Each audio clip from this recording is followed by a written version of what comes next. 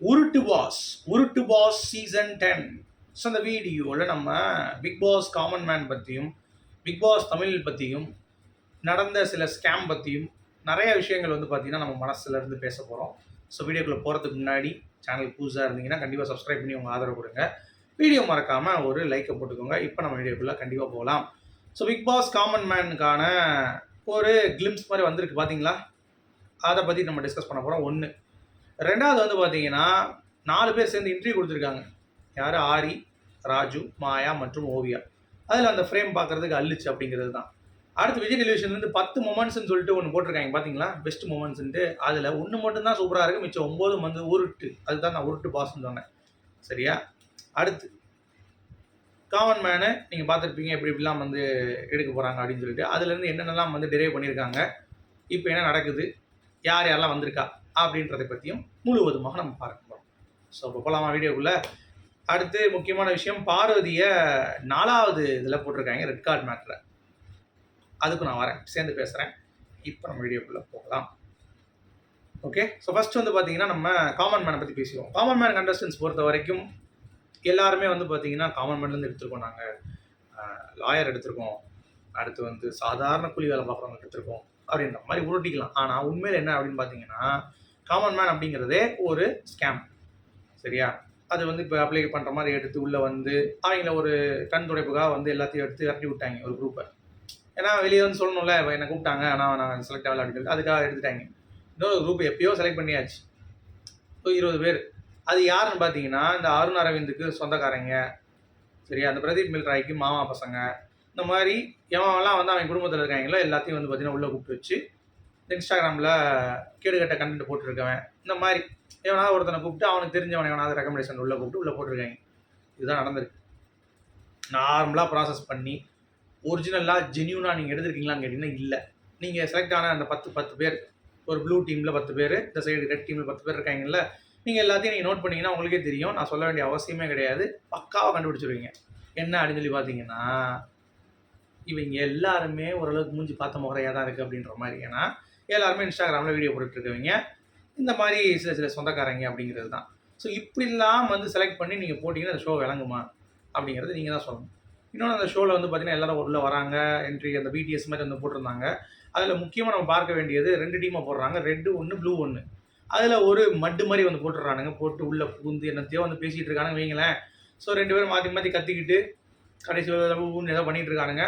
கடைசி இதில் 10-20 பேர்லேருந்து பார்த்தீங்கன்னா செலக்ட் பண்ணி ஸ்ட்ரீம்லைன் பண்ணி ஒரு 5 பேர் கடைசியாக பிக் பாஸ்க்குள்ளே போகிறாங்க. அந்த 5 பேர் யாருங்கிறது இப்போயே முடிவு பண்ணியிருப்பாங்க. அதான் சொல்கிறாங்களே, இது வந்து முழுக்க ஸ்கேம் தான். இந்த 15 பேர் வந்து சொல்லியிருப்பாங்க நீங்களாம் கிடையாது அப்படின்ற மாதிரி. சரியா? இதுதான் இப்போதைக்கு நடந்திருக்கு. இப்போ இந்த ஷோ வந்து 16-15 ஆகஸ்ட்டில் வந்து ஆரம்பிக்குது. ஓகே. அதுலேருந்து ஒரு மாதத்தில் பிக் பாஸ் சீசன் 6ம் 10ம் ஆரம்பிச்சிடும். ஓகே. ஸோ இந்த காமன் மேன் வரக்கூடிய பிரபலங்கள் வந்து பார்த்தீங்கன்னா ஓவியா, ஆரியா இருக்கட்டும், ராஜுவாக இருக்கட்டும், இவங்கெல்லாம் வந்து ஏற்கனவே ஒரு பேட்டி வந்து கொடுத்துருப்பாங்க போல். அதில் வந்து ரொம்ப தெளிவாக சொல்லியிருக்காங்க.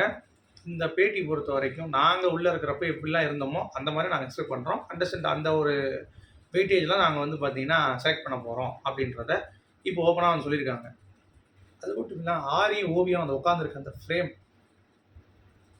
தரமாக இருந்தது பார்க்குறதுக்கு, பியூட்டிஃபுல்லாக இருந்தது பார்க்குறதுக்கு. ஸோ அவங்க 2 பேருக்கு என்ன கான்ட்ரிபியூஷன் அப்படிங்கிறத பொறுத்து இருந்து பார்க்கலாம். ஆரி வந்து பார்த்தீங்கன்னா கெட்டப்பு எல்லாம் வந்து அந்தந்த ஷோக்கு என்னென்ன மாற்றிக்கணுமோ அதுக்கேற்ற மாதிரி மாற்றிக்கிறாப்புல.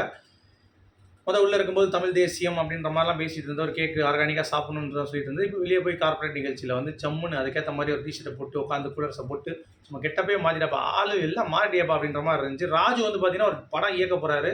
இப்போ அதுக்குள்ளே இப்போ திருப்பி உள்ளே வந்திருக்காரு அப்படிங்கிறது பார்க்க முடியுது. என்னடா அது அப்படின்ற மாதிரி இருந்துச்சு. ஓவியாவுக்கு வாய்ப்புகள் அடுத்து வரல, இப்போ வந்திருக்காங்க இந்த இதில். மாயாவுக்கு சும்மாவே ஒன்றும் கிடையாது. ஸோ அப்படி இருப்போ அவங்களும் வந்திருக்காங்க. ஸோ இதை என்ன நடக்க போகுது, இவங்க எப்படிலாம் இந்த ஷோவை ஹோஸ்ட் பண்ண போகிறாங்க அப்படிங்கிற அவங்களோட ஐடியாஸ் வந்து ஷேர் பண்ணியிருக்காங்க. ஓகே. இன்னொரு ஒரு அப்டேட் என்னென்னு பார்த்தீங்கன்னா, பிக் பாஸு ஒரு குரல் இருக்குல்ல, ஷாஷோ, அவர் ஒரு வீடியோ இன்டர்வியூ பண்ணியிருக்காரு. அதில் வந்து ரொம்ப நல்லா பேசியிருக்காரு. உண்மையிலேயே நம்ம பயந்துட்டோன்னா எதுவும் கிடைக்காது, வாழ்க்கையில் நம்ம நினச்சது நடக்கும் அப்படின்ற மாதிரி நிறைய விஷயங்கள் பிரபஞ்சத்தை பற்றி சொல்லியிருக்காரு. ஆனால் இந்த வட்டம் அவர் பண்ணுவாராங்கிறதே தெரியல. ஏன்னா நிறைய விஷயங்கள் வந்து அடுத்தடுத்து பண்ண போகிறாரா, ஒரு படம் பண்ண போகிறாராம், அடுத்து வந்து ஈவெண்ட்டாக பண்ண போகிறாராம். ஸோ வெளியே இருக்கணும், நான் சந்திக்கணும் அப்படின்றாரு. ஸோ அப்படி இருக்கிற பிக் பாஸ் வாய்ஸ் இந்த வட்டம் வந்து மாறுமா, வெளியே வரா நல்ல பிக் பாஸ் வாய்ஸை போடுங்கடா, யாருக்கிட்டையும் வலியாத மாதிரி இல்லாட்டி வலிஞ்சினே இருக்கானுங்க பிக் பாஸ் வாய்ஸ்லேருந்து. அதனால் தயவு செஞ்சு வெளியேறிட்டா ரொம்ப சந்தோஷம் எங்களுக்கும். பட் சாஸ்வதா எங்களுக்கு ஃபேவரட், அதான் நல்லாயிருக்கும் பிக் பாஸ் வாய்ஸ். பட் இருந்தாலும் அது கொஞ்சம் வலியாமல் இருந்தால் நல்லாயிருக்கும் அப்படின்ற மாதிரி தோணுச்சு. ஸோ இது ஒரு பாயிண்ட். ஓகே, இதெல்லாம் நமக்கு வந்துருச்சா. இந்த இதில் வந்து 2 விஷயம் வச்சுருக்காங்க இந்த பிக் பாஸ் காமன் மேனில். ஒன்று குவாலிஃபைடு இல்லை, இன்னொன்று வந்து பார்த்தீங்கன்னா ஓகே, அந்த மாதிரி 2 இது வச்சுருக்காங்க. ஸோ யார் அதுலேருந்தே நம்ம ஸ்க்ரீன் பண்ணுவாங்க போல். செலக்ட் பண்ணி இந்த 20 வந்து அடுத்து வந்து ஒரு 15ஆம் மாறும், 15 வந்து ஒரு 10ஆம் மாறும், 10 வந்து 5ஆம் மாறும், 5 வந்து உள்ளே போயிடுவாங்க அப்படின்ற மாதிரி தான் வரப்போகுது. கிட்டத்தட்ட ஒரு 20 நாள் நிகழ்ச்சி தானே இது. ஒன்றும் பெரிய லெவலில் வந்து பார்த்தீங்கன்னா ஒரு இம்பாக்ட் கிரியேட் பண்ணுமா அப்படிங்கிறது தெரில. பட் டெய்லி அதை பற்றி ரிவ்யூஸ் இருக்குமா நம்ம சேனலுங்கிறது கண்டிப்பாக பண்ணுறேன். ஓகே, அதை பற்றி நம்ம பேசுவோம் சரியா. ஸோ இதுதான் இப்போதைக்கு சினாரியோ. இதில் அடுத்து பிடிஎஸ் அப்படின்னு சொல்லிட்டு ப்ரொமோக்கான ஒரு குட்டி ப்ரொமோ அப்படின்ற மாதிரி ரிலீஸ் பண்ணியிருந்தாங்க. அதாவது யாரெல்லாம் டைரக்ட் பண்ணியிருக்கா, பாபா பாஸ்கர் அவர்கள் டான்ஸ் மாஸ்டர் வந்து பண்ணியிருக்காரு. அதில் நிறைய குரூப்ஸ் இருக்காங்க, அந்த பிரதீப், அப்புறம் அவங்க நிறைய பேர் இருக்காங்க. அதில் கார்த்திகேயன் அந்த மாதிரி ஆட்கள்லாம் வந்து உள்ள பெரிய தலைங்க பார்க்க முடியுது. அடுத்து பாண்டிராஜ் அவர்களா டைரக்ட் பண்ணியிருக்காரு அப்படின்ற மாதிரி ஒரு ஃபீல் இந்த ப்ரொமோ அப்படி தான் தோணுது. பட் மெயினாக அவரும் வந்து டேரக்டராக இந்த ஷோயும் பண்ணாருன்னு நல்லா இருக்குன்ற மாதிரி தோணுது. ஏன்னா சீரியல் டேரக்டர் தான் கொடுத்துருந்தாங்க பிக் பாஸ் டைரக்ட் பண்ணுறதுக்கு. ஸோ இந்த வட்டம் அட்லீஸ்ட் ஒரு சினிமா டேரக்டர் யாராவது பண்ணாங்கன்னா இன்னும் பெட்டராக யோசிப்பாங்க, சீரியல் லெவலில் இல்லாமல் கண்டென்ட் இன்னும் கிறிஸ்பாக வந்து யோசிப்பாங்கன்ற மாதிரி எனக்கு தோணுச்சு.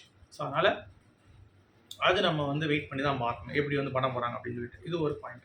அடுத்து 10 மொமெண்ட் அப்படின்னு சொல்லிட்டு வந்து பார்த்தீங்கன்னா சில்லறை சத்த வர்ற மாதிரி போட்டிருக்காங்க.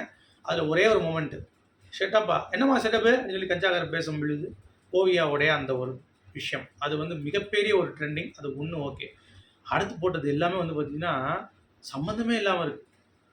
பிரதீப் இது வந்து கவின் ஆரம்பிச்சது கூட ஓகே, ஒன்று அதை ஒத்துக்கலாம் அந்த ஆர்டரில். இன்னொன்று வந்து பிரதீப் வந்து நான் வந்து எல்லாத்துக்கும் இப்போ நாங்களாம் என்ன பிச்சைக்காரனா அப்படின்ற மாதிரி கேட்பார்ல, அது ஓகே, அதுவும் கூட கொஞ்சம் ஓகே தான்.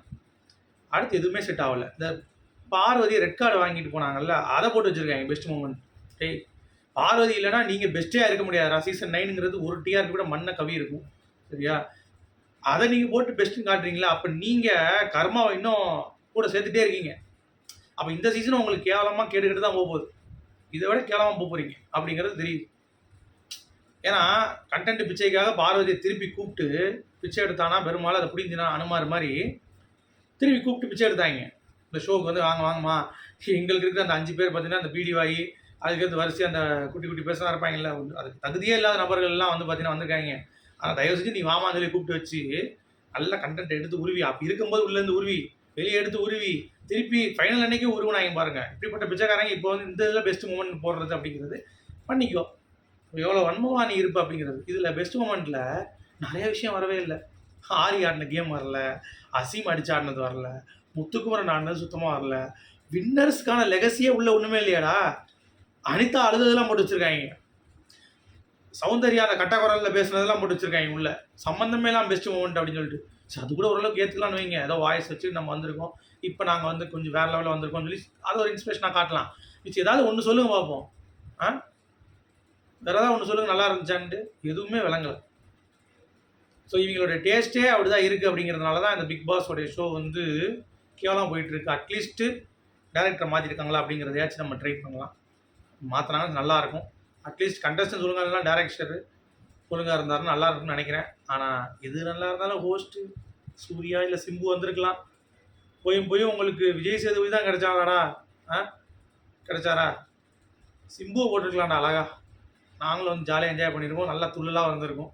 இப்படி பண்ணிட்டீங்களே விஜய் டிவி.